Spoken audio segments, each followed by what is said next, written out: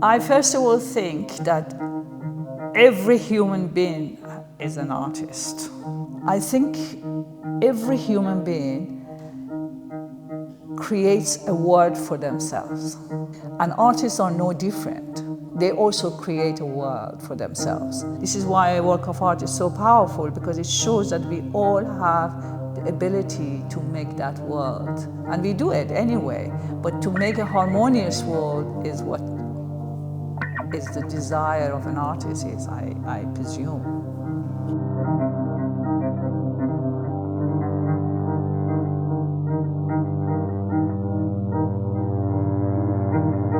My name is Shirazeh Houshiary, and I have lived in England for the last 51 years.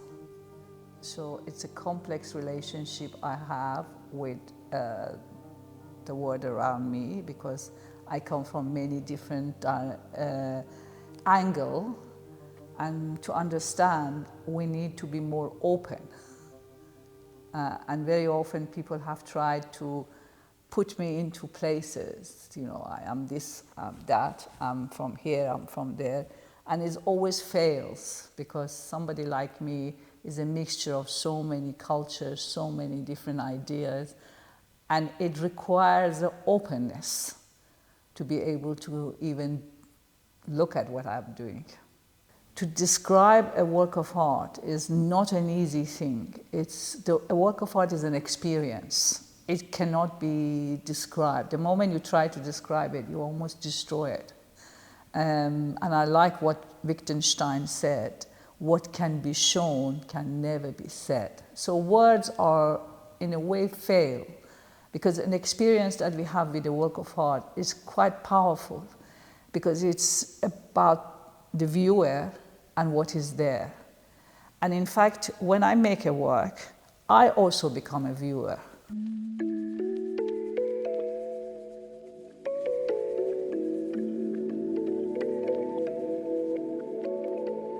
I ask this very simple question: why do I exist? Why does this universe exist instead of not existing?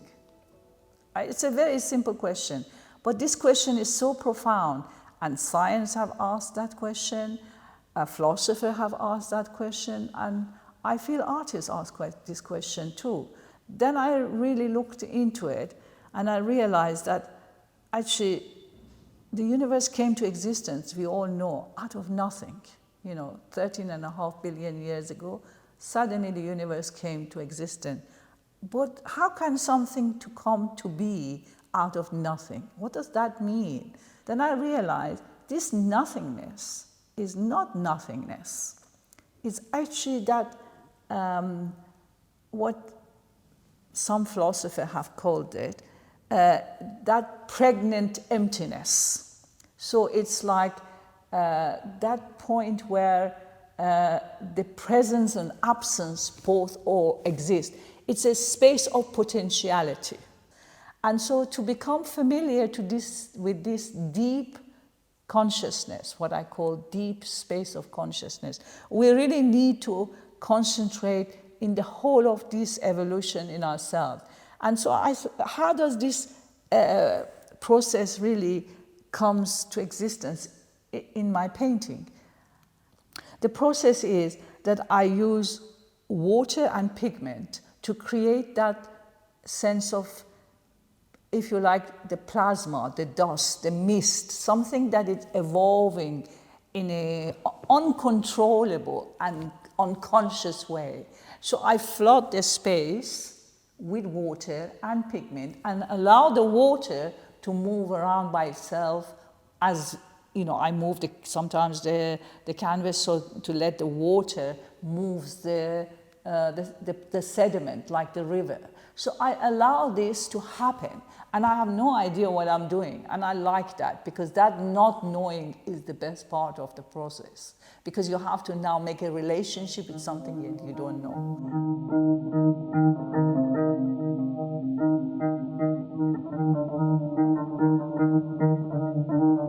And so the next layer I make, I call this it's almost like concentrating on these simple things. I am not. They fuse together to become a new word, a word that I don't know what it is. I have no idea what the third word is, but I know is that space of when we started nothingness, that pregnant emptiness. It's about this. It's about the fact that that relationship, it's artificial, and it stops us from being free. And this is something very powerful. I mean, the Japanese poet, again, Basho, says, his poem is just a few words, that the frog jumps in the pond. Because that action is free. It's got no boundary. It has no good and bad. It's got no this and that. It's free. And that freedom is very powerful. I have experienced it and I know it's powerful. But unfortunately, we are all educated, we are all defined. So by our cultures, by this, by that. So we found it very hard to be that. From that point, the painting goes on the wall, from the floor, because I love to work on the floor. I love the idea of being almost free, and there is a childlike quality about being on the floor, because you experience the gravity, you experience being open. From there, I go to the way that we look at a painting on the wall, let's say, because that's another stage. So here, I stand outside of the painting. I become a viewer, because when I am on the floor, I actually go inside the painting to make this painting. So my whole body is merged with the painting. Titles are very important, because the title are indicator of what the experience is. Like that one is titled Story Phase. The story phase is a transparency of the universe. You can see right through it, as if the absence and presence become one. So it's like, in that painting, it's almost like from this cloud-like experience, something tangible, a form, it emerges. But its base is that cloudy force. So it's like that transparency. That's why I call that story phase. It's like that transparency of the universe that is showing me to look right through it, to the depth. Not just to look on the surface, but look to the depth.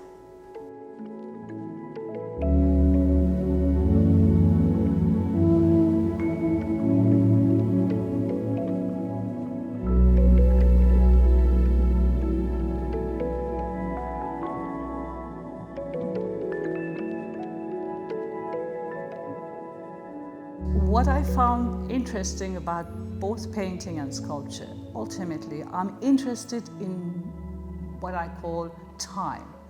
And what is time? Time is nothing, as Aristotle said, it's just change. Time is change.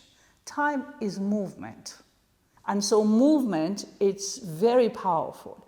And sometimes you look in a work of art, it's very still. For example, I have a fascination with some, I don't know, let's say painting, a Renaissance painting or whatever.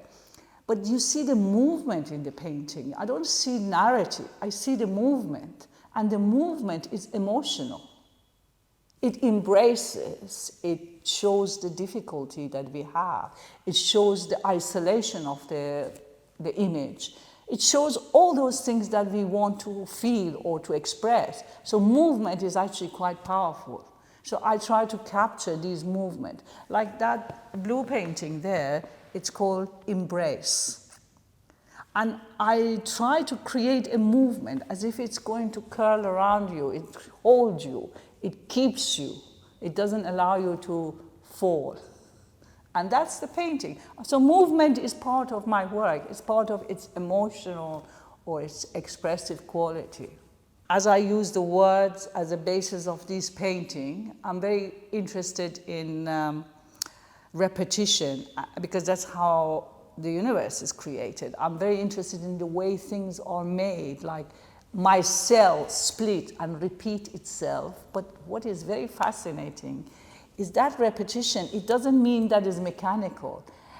Something very magical happens that I always try to capture that. The repetition, it creates a diversion, some mistake, something that it changes it. And suddenly something new evolves. And I think this is the creative part of the universe, is that mistake, that the fact that it's not perfect. The repetition doesn't mean preciseness. In fact, it means you repeat so much that something new happens.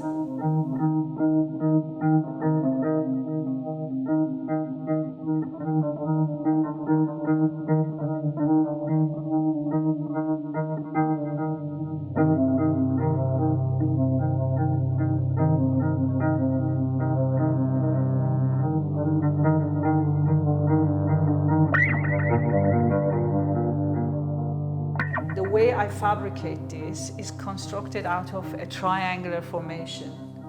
You know, if you cut it, it's a triangular, all of it, right across. But what is very fascinating about the triangular, it suggests a surface, because I don't want line, I wanted also the surface.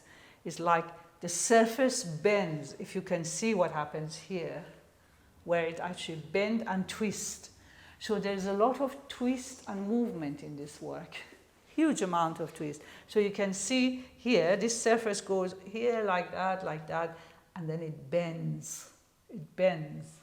And these bends, this fold are very important because it changes the direction. And like in the sculpture, you have many change of direction. And so it's like, and the same with this one, with this small one. This is a small one, and this is a large one. And they almost become like a knot. But it's a harmonious knot. It's tangled, but it's also open.